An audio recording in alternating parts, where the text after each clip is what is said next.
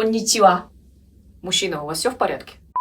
Hey guys, this is Zoya. So my channel is called Zoya the Russian Korean, and I know that a few people have the question, well, what does that mean, a Russian Korean? In my case, it basically just means that I am ethnically 100%, as far as I know, 100% Korean, but I was born and raised in Russia. Even though I look like a Korean, my first language is Russian.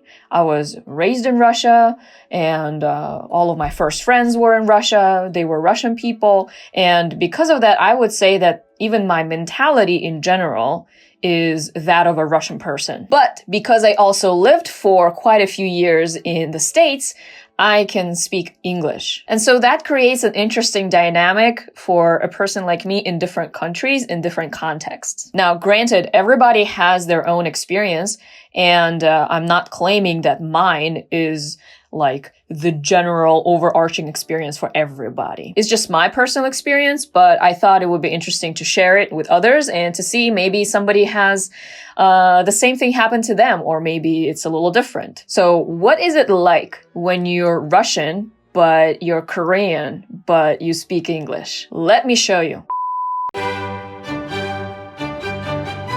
When it comes to Russia, it really depends on where you are. So for example, my hometown is on an island called Sakhalin. And there are so many Koreans that locals don't really think of people like me as anything weird or new. But even though I was born there, I did not grow up there. I grew up in Moscow. And there, the situation is, I would say, quite different. Even though it's a big city, at least when I was growing up there, it wasn't very common to see a Russian Korean just like out on the streets. And so sometimes something like this would happen. 你好. 안녕하세요. Конничева. Мужчина, у вас все в порядке? Or something like this. Да, я здесь. Стою. Угу. Да, тут рядом стоит Китай-город. Понаехали тут иммигранты. Это вы про меня, что ли? Слушай, я тебе перезвоню, ладно? Now, this is all in good humor, okay? Personally, I don't really take those kinds of things too close to heart because I just think that if you start getting bothered by those kinds of things, then you really won't go very far. Plus, I had tons of friends, tons of support, and even though, yes, I knew that I was different, I never really thought of it as like a bad thing. Sure, there were some mean people, but I wouldn't say that they were the majority. I can talk a lot more about what it's like to be a Russian Korean in Russia, but now I'd like to switch to Korea.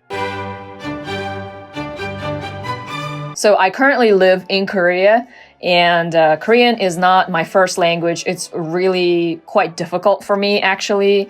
I'm trying to learn it, but it's coming along. It's coming along. Now, because I was born and grew up in Russia and I lived for a while in the States, I was never really in an Asian majority country. So when I first came to Korea, it was my first experience in a country where everyone looked like me. And at first I felt amazing because everyone was just like me. I was no different from anyone else. But very soon you're hit with the reality that even though you look like everyone else, you are so different from everybody else. For example, this is a situation that happens, I would say, on a daily basis to me. 뿌!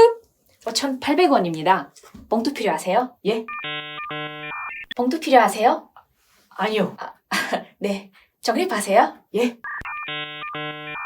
아니요. 예. 그럼 주차권 필요하세요? 예. 네. 주세요. 네, 감사합니다. 예, 감사합니다. Going on simple errands like this in Korea is pretty stressful, at least for me. I know that some people take it a lot easier, but for me it's not so easy because I think just mentally I am very flustered and I get frustrated with myself, not with others. but just with the way that like I'm not enough. I don't know the language sufficiently enough.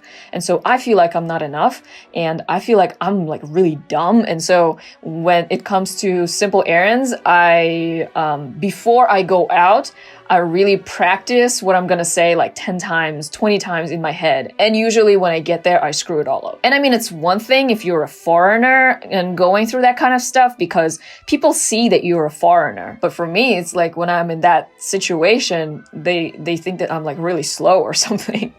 And then for me to start explaining, well, actually, I'm not quite Korean and this and that. And then it just gets really awkward. I can talk about that more maybe in a separate video if you're interested, but yeah. Now, of course, there are lots of people who welcomed me with open arms in Korea, and I'm really thankful for their support and help. And as for learning Korean, it's really on me, not on them.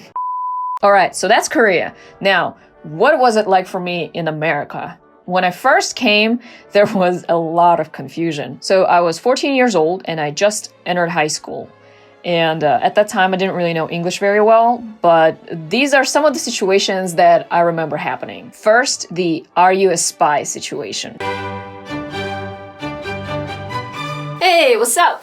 We met at the party the other night, remember? Oh, hey, yeah, I remember. Is that like an Asian name? No, that's actually a Russian name. I'm from Russia. Wait, but like, no offense, but like, you don't look Russian. Yeah, actually, I'm ethnically Korean, but I was born in Russia and I was raised in Russia, so yeah, I speak Russian. Okay, I see. So, are you like a spy?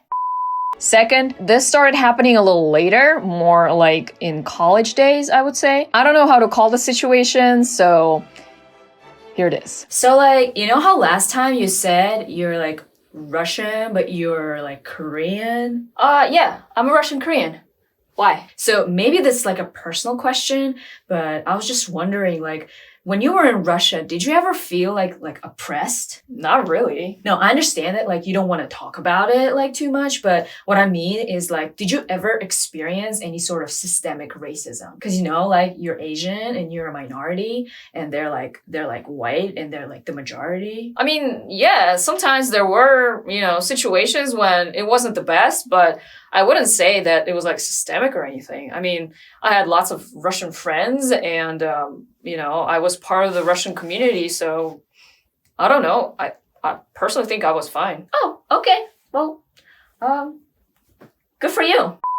Now, I don't deny that Russian Koreans are a minority in Russia, but at the same time, I don't really, as a Russian Korean, I don't really think of myself as a victim. Just because you're a minority doesn't mean that you have to be a victim. So for me, yeah, there were some situations that were kind of, you know, meh. But at the same time, I don't feel like because of those situations, I am in any way at a disadvantage with other people. Of course, I'm not denying the experiences of those people who did go through very uncomfortable or unfair situations in Russia, and I have gone through those myself. But overall, I love all three countries, and I'm glad I am who I am. And there are many ways in which society can improve, but I think there are also many ways in which I can improve. You know what I mean? If you are further interested in my background, my experiences, or if you're just interested in what it's like being a Russian Korean or in my personal story, then please subscribe to my channel. I am going to try to post more videos in English, try to talk about my personal experiences and multiculturalism and yada yada yada. And if there's anything you're interested in or have a question about, please let me know in the comment section. What about you? Do you have any similar experiences? Or are you a Russian Korean perhaps? What did you think about the situations? Also, let me know in the comment section below. Thank you so much for watching. If you enjoyed this video, please give it a like and subscribe to my channel. This was Zoya the Russian Korean, and see you later.